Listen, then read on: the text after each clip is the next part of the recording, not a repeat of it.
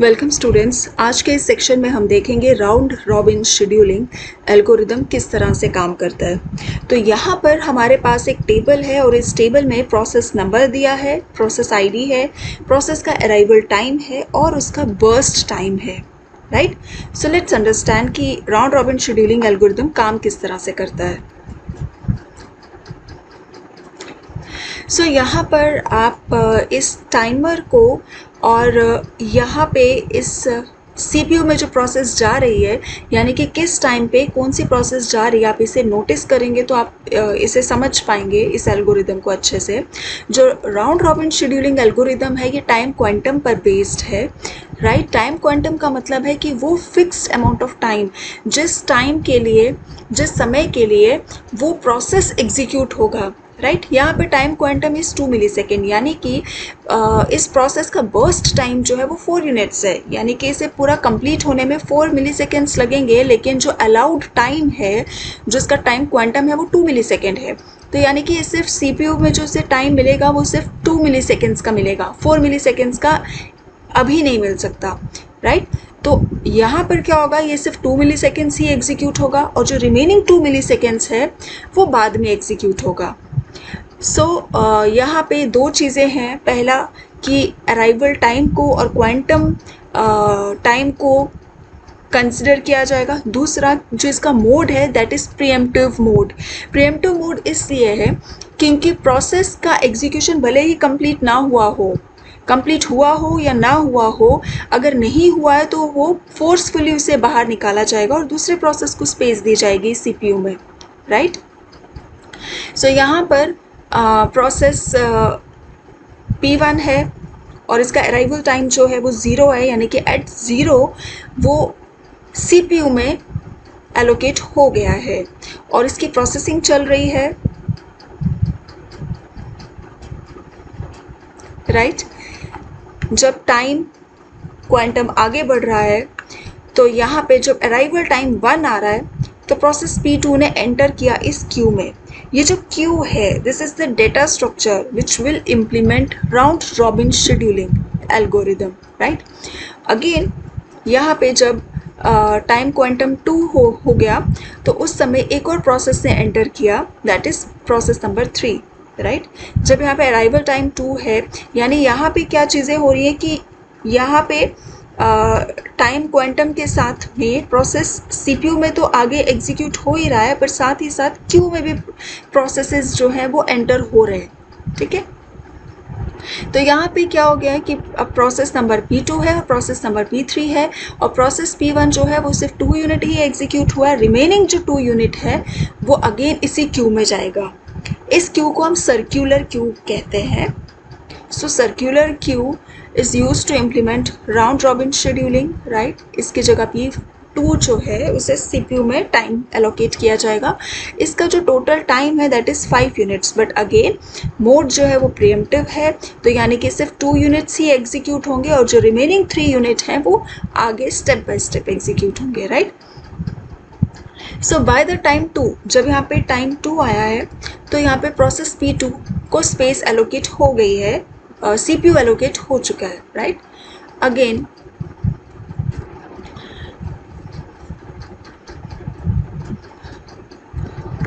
Okay, bye the time 4 यहाँ पे process P2 जो है वो 2 यूनिट्स एग्जीक्यूट हो गया है। रिमेनिंग जो बचा वो 3 यूनिट बचा, क्योंकि 5 यूनिट से टोटल लगेंगे एग्जीक्यूट होने में। ठीक है, और जब टाइम यहाँ पर 4 है, ठीक है, जब टाइम बाय द टाइम 4 यहाँ पे कितने प्रोसेसेस क्यू में आ चुके हैं, P1, P3, P4 और P5। राइट, P1 तो पहले से था, P4 और P5, और इनका बर्स्ट टाइम भी गिवन है यहाँ पे।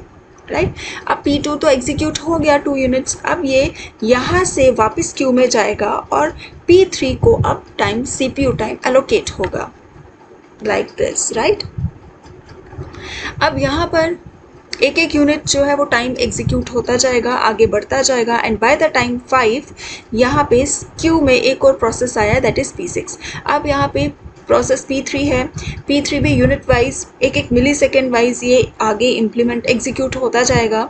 राइट, इसका बर्स्ट टाइम जो है वो 2 है। और टाइम क्वांटम जो है वो भी 2 है, तो ये एक बार में ही एग्जीक्यूट हो जाएगा। तो यहाँ पर आप देख सकते हैं कि बाय द टाइम 6 मिलीसेकेंड जो प्रोसेस नंबर P3 है वो एग्जीक्यूट हो चुका है, वो पूरा कंप्लीट हो चुका है। इसका टर्न अराउंड टाइम मीन्स कि उसका जो इस प्रोसेस का पूरा टाइम था, right from its arrival till it's completion, that is turn around time. So 6 - 2 completion time minus arrival time is the turn around time, right? So 6 - 2 is 4 and the waiting time, कितने समय इस process को P3 को कितनी देर wait करना पड़ा CPU में अपनी टर्न के लिए, that is 2 milliseconds, right? Because waiting time is turn around time minus this burst time. Okay. Now there is process P1 पहले से ही 2 यूनिट्स एग्जीक्यूट हो चुका है एंड द रिमेनिंग 2 यूनिट्स अभी ये एग्जीक्यूट होगा, क्योंकि यहाँ पे टाइम क्वांटम भी 2 है और यहाँ पे प्रोसेस P1 का जो रिमेनिंग टाइम था वो भी 2 ही है। सो यहाँ पे अभी एट दैट मोमेंट 6 है, 2 यूनिट्स और लगेंगे इसको एग्जीक्यूट करने के लिए, that is by the time 8 process P1 जो है वो पूरी तरह से कंप्लीट हो जाएगा और नेक्स्ट प्रोसेस को CPU में एलोकेशन मिलेगा, right. So you can see again यहाँ पे कि बाय द टाइम 8 जो प्रोसेस 1 है वो कंप्लीट हो चुका है, इसका टर्न अराउंड टाइम 8 है और waiting time is 4 because waiting time is turn around time minus burst time.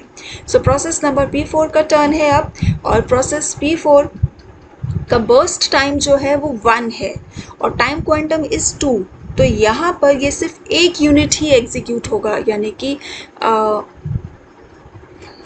Let's see,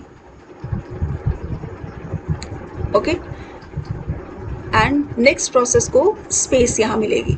सो यहाँ पर आप देख सकते हैं, यानी कि बाय द टाइम 9 जो प्रोसेस नंबर P4 है वो कंप्लीट हो चुका है, right, and turn around time is 6 and the waiting time is 5। अब यहाँ पे प्रोसेस P4 क्योंकि कंप्लीट हो चुका है तो नेक्स्ट प्रोसेस को स्पेस मिलेगी CPU में, और जिसका टाइम जो है बर्स्ट टाइम है दैट इज 6 यूनिट्स, लेकिन टाइम क्वांटम इज 2 यूनिट्स, इसलिए ये 2 यूनिट्स ही एग्जीक्यूट होगा, right. So by the time 11 next process जो है वो उससे CPU एलोकेट होगा। नेक्स्ट प्रोसेस जो हमारा था दैट इज P2 में 2 यूनिट्स पहले ही एग्जीक्यूट हो चुका था, रिमेनिंग बचा 3 यूनिट्स, 3 यूनिट में से भी 2 यूनिट्स अभी एग्जीक्यूट होंगे, राइट, और बाकी का टाइम जो है वो नेक्स्ट प्रोसेस को मिलेगा। सो आप इस डायग्राम के थ्रू इस चीज़ को बहुत अच्छे से समझ सकते हैं what is happening.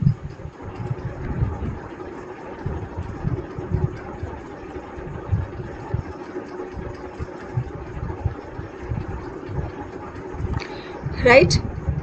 So by the time 18 process number 2 is completed and turnaround time is completion time minus arrival time, that is 17, and waiting time is turnaround time minus burst time, that is 12. and अब यहाँ पे process P6 को space मिली है जिसका burst time is 1. तो यहाँ आप देख सकते हैं कि प्रोसेस नंबर P6 को 1 यूनिट चाहिए था और एग्जीक्यूट कंप्लीट होने के लिए।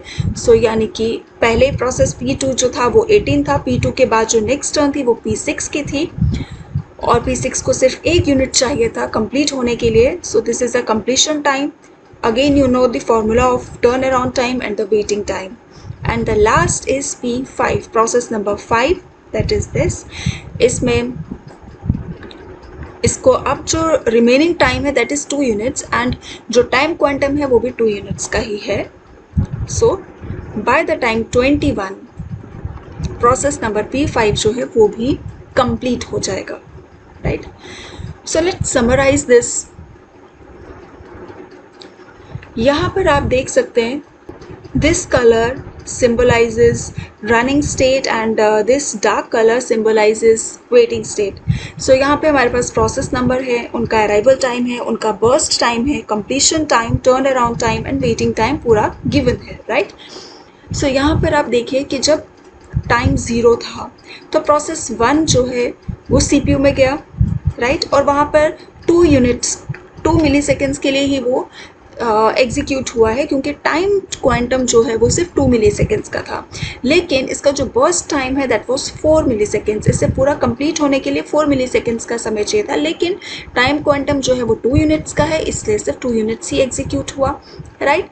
उसके बाद जब टाइम 1 आया, आप यहाँ देख सकते हैं, जब टाइम 1 आया प्रोसेस P2 को वेट करना पड़ा वहाँ पर। क्यों? क्योंकि इस टाइम के दौरान प्रोसेस P1 जो है वो एग्जीक्यूट हो रहा था। जब यहाँ पे एट टाइम 2 प्रोसेस 2 को टर्न मिली तो 2 से लेके 4 तक 2 यूनिट्स और वो एग्जीक्यूट हुआ, राइट। उसके बाद एट टाइम 2 आप देख सकते हो, at time 2 process P3 arrived. Again इसे वेट करना पड़ा क्योंकि यहाँ पर प्रोसेस P2 रन हो रहा था, और जब जैसे प्रोसेस P2 कंप्लीट हो गया तो इसे और प्रोसेस P3 को और 2 यूनिट्स मिले एग्जीक्यूट होने के लिए। Then comes process P4। Process P4 जो है वो 3 पे अराइव हुआ है, लेकिन उसे यहाँ पर वेट करना पड़ा। क्यों? क्योंकि यहाँ पर ये वाला प्रोसेस चल रहा है और यहाँ पर ये ऊपर वाला P1 वाला प्रोसेस चल रहा है, इसलिए जब तक ये दोनों प्रोसेसेस चल रहे थे तो इसे वेट करना पड़ा, और इसे इसकी turn I at time 8 milli seconds. So 2 units ये यहाँ पे एग्जीक्यूट हुआ। अगेन आप देखेंगे कि P5 जो है ये अराइव हुआ जब एट टाइम 4 यूनिट, राइट। लेकिन यहाँ पे भी इसको वेट करना पड़ा। क्यों? क्योंकि यहाँ पर ये वाला प्रोसेस एग्जीक्यूट हो रहा था। सो यहाँ से लेके इसे पूरा कंप्लीट वेट करना पड़ा है 15 तक, और इसकी टर्न आई है 15 के बाद, और 15 के बाद ये 2 यूनिट्स एग्जीक्यूट हुआ है, राइट। अगेन उसके बाद P6 है, P6 का जो अराइवल टाइम है दैट इज़ 5 यूनिट्स। 5 से लेके इसे पूरा वेट करना पड़ा यहाँ तक 13 तक, यहाँ पे इसकी टर्न आई एंड देन अगेन वेट करना पड़ा, and then this is the time when it got CPU time, right. So आप इस डायग्राम को अपने प्रीवियस डायग्राम के साथ में कोरिलेट करके इस एल्गोरिदम को अच्छे से समझ सकते हैं। I hope now you got the basics of round robin algorithm. Thank you.